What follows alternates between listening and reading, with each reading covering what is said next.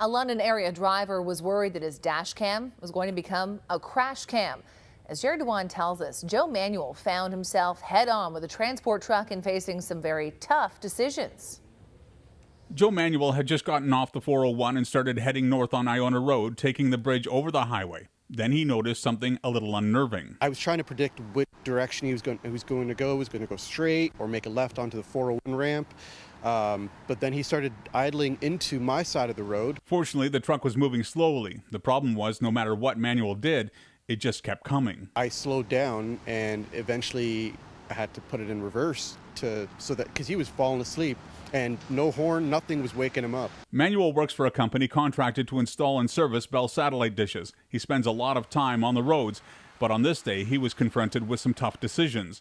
Try and pass on the left and possibly face oncoming traffic, or back up and risk a vehicle cresting the bridge going highway speed.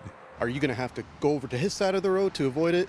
At the same time, too, that's going to turn into a blind spot because there's vehicles behind that truck. Who knows? Then it appears the man simply woke up, he gave a wave, and headed off in his own lane. When talk turns to impaired driving, most people think about alcohol, but police say there are many different forms of impairment. You can be impaired by being tired. Also, if you take maybe prescription medications, maybe there's a medical condition that would prohibit you or make it dangerous for you to operate a motor vehicle. The truck had a Ryder logo on it. Ryder does both rental trucks and hauls freight and handles logistics on contract for other companies. Manuel contacted Ryder but hasn't heard back.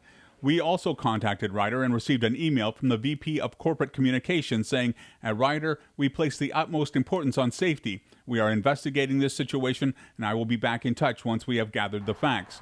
Gomez says dashcam video is showing that these kinds of near misses are far more common than most people realize. It happens, the dangers are real, and that's why driving is all of our responsibilities.